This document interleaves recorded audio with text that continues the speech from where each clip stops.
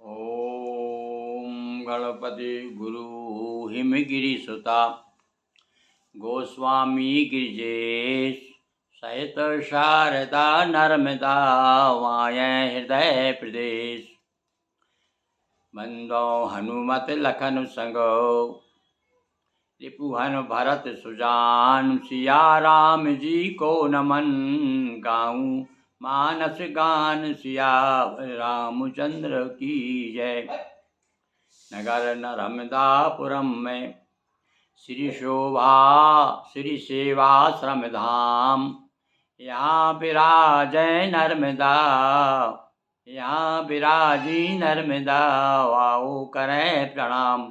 बोलिए रेवा माँ की जय, अखिलेश्वर महादेव की जय, सियावर रामचंद्र जी की जय। हाँ भैया, ये राम कथा आप तो सुन ही रहे हैं, पर हम विशेष रूप से हमारी भगवती मैया नर्मदा शिवपुत्री को और शिव जी को यानी अखिलेश्वर महादेव भी इधर विराजमान है, थोड़ा हम आपको बता देते हैं। अखिलेश्वर महादेव के भी दर्शन करिए। देखिए इस प्रकार से ये यहाँ पर अखिलेश्वर महादेव बैठे हुए हैं। तो बोलिए अखिलेश्वर महादेव की जय। हाँ, तो रामचरितमानस बालकांड परशुराम और लक्ष्मण संवाद चल रहा है, और इस समय तो लक्ष्मण जी को तो चुप कर दिया है। राम जी ने इशारा कर दिया था कि भैया बहुत बात हो गई, हाहाकार करने लगे लोग कि अब क्या कोई ज़्यादा अनर्थ ना हो जाए। तो अब भगवान राम का और उनका सामने चल रहा है, और भगवान राम जो है हमारे रामलला जो हैं कह रहे हैं कि हे प्रभु आप तो प्रसन्न हो जाइए, हमने जो भी अपराध किया है वो इतना छोटा अपराध है कि इतनी बड़ी सज़ा नहीं मिलनी चाहिए जितना आप क्रोध कर रहे हैं। क्या कहते हैं, देखिए हम तो ब्राह्मणों के बड़े भक्त हैं। ये भी बता रहे हैं हम तो ब्राह्मणों के बड़े भक्त हैं, पर भैया समय अभी आ गया है कि ब्राह्मणों को तपस्या करने चले जाना चाहिए। देखिए क्या कहते हैं राम जी। देव धनुज भूपति भट नाना सम बल अधिक हो वो बलवाना जो रन हमें पचार को और तल लड़ाई सुखे न काल किम हो। वो बता दिया भैया। अब एक बात और कह दिया उन्होंने। अरे महाराज सुन लो, विनम्रता से कह रहे हैं कि संसार में कोई भी जितने बड़े बलवान योद्धा है, काल भी सामने आ जाए हमारे तो हम पीठ दिखाने वाले नहीं हैं। काल ही डरे न रण रघुवंशी। देखो ये आगे कहा, देखो क्षत्रिय तनुधर समर्थ, और क्षत्रिय होकर के जो युद्ध से डरे कुल कलंक ते पावर आना, वो तो कुल कलंकी है उसे पावर कहना चाहिए। इसी प्रकार से और कह रहा है मैं भाई अपने कुल की प्रशंसा कर रहा हूँ, का स्वभाव से कह रहा हूँ, कोई बहुत बड़ी तारीफ नहीं कर रहा हूँ मैं अपने कुल की। अपना स्वभाव है, हमारा रघुवंशियों का स्वभाव है कि काल भी सामने आ जाता है तो उसे बढ़ जाते हैं। कथाएं आती भैया, वो तो इंद्र के मित्र थे, वहाँ इंद्रासन राजा दशरथ को, इनके पिताश्री को इंद्र भी अपने बराबरी से बिठाया करते थे। ये स्थिति थी रघुवंश की। तो वो कहीं कुछ राम जी हमारे कुछ गलत थोड़ी कह रहे हैं, तो इसलिए कह रहे हैं कि कालऊ डरे नरण रघुवंशी। ये हम रघुवंशी हैं, रघु के वंश में, राजा रघु के वंश में पैदा हुए हम। महाराज आप वैसे मत समझना छोटे, और इसीलिए तो भैया रघुवंश से बोले नहीं परशुराम जी ने तो, और अन्य क्षत्रियों को सबका विनाश कर दिया। उन्होंने कहा हम काल से डरने वाले नहीं, समझ लेना। ये बार बार जो फर्सा दिखा रहे हो ना, विप्र वंश के यश प्रभुताई अभय हो ये जो तुम्हें डराई।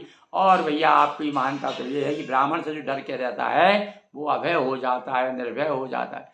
क्योंकि हम तो सभी लोग आपके आशीर्वाद से ये भी बता दिया कि हम किसी डरते नहीं महाराज, पर हम हाँ ब्राह्मणों को नमन करते। सुन मधुकूल बचन रघुपति के उग्रे पटल परशुधर मति के। और सबसे अब बाद में कह दिया कि महाराज वो आपसे जो डरता है वो निर्भय हो जाता है। मतलब कहने का ये है कि हम आपसे भी भयभीत नहीं है। अब समझ में उनके आ गया, तब उनकी मति घूम गई।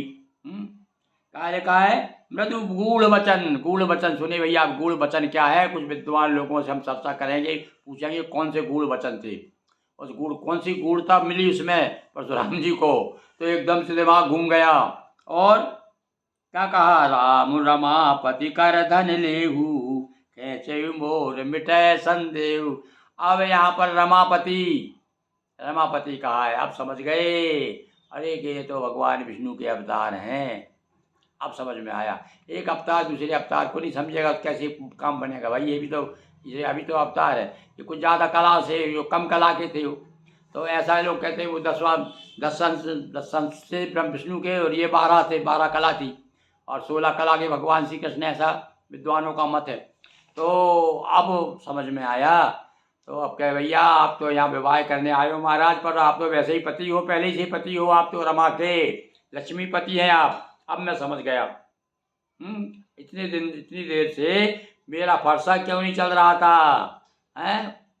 चले ना हाथ, उठे ना हाथ, और दहे मम छाती। हाथ नहीं उठ रहा मेरा, छाती जल रही है, ना जाने क्या क्या कहा है। बहुत उछल कूद की परशुराम जी ने। और आखिरी में कहने लगे, अच्छा महाराज अब एक बात और है, अब मेरा जो मन में शक है वो भी दूर हो जाएगा। ये फरसा ये हाथ में धर से लीजिए और इसे चढ़ाइए। जीत चाप वापही चले गए। जैसा उनने कहा था छुआ तो चाप, महाराज देखो छुआ था मैंने उसको, धनुष को, और यहाँ भी वही हाथ है। तो हाथ में लेते ही और ऐसा किया तो अपने आप चल गए। क्योंकि भैया शिव वो भी बड़ी परशुराम जी का धनुष था, कोई मामूली तो था नहीं। परशुराम मन विश्व में, अब आश्चर्य हो गया उनको, अब समझ में उनकी आ गई। अरे हाँ भाई ये तो बड़े चमत्कारी पुरुष हैं, कला का और बड़े करामाती हैं। जाना राम प्रभाव तब पुलक प्रफुल्लित गात। अच्छा भैया जब किसी का प्रभाव जा आदमी समझ में आ जाता है तो सारी गुस्सा दूर हो गई। अब तो पुलक हो, प्रफुल्लित तो खुश हो, प्रसन्न हो गई, पुलकायमान हो गए। कहाँ तो शरीर जल रहा था क्रोध से, सारे क्रोध पर पानी फेर दिया कौन ने, हमारे राम जी ने। जोर पान बोले बचन हृदय ना प्रेम अमात। अब तो प्रेम जागृत हो गया। देखो कभी कभी ये हमारे जो विकार है ना, ये तो बदलते रहते हैं। अब थोड़ी देर के बाद किसी हम बड़ा प्रेम उमड़ रहा है और एक ऐसी बात लग जाए तीर सी कलेजे में, तो सारा प्रेम ना जाने कहाँ छूमंतर हो जाता है और एकदम लाल हो जाता आदमी। अरे हो गए रे, हाँ आज से तू मेरा बाप नहीं, तू मेरा बेटा नहीं। देखो आप क्या क्या स्थिति बनती है। आजकल तो ना जाने कहाँ से क्या हो। इस प्रकार से ये आज का कार्यक्रम हमारा को कथा को विश्राम देते हैं। बोलिए सियावर रामचंद्र की जय।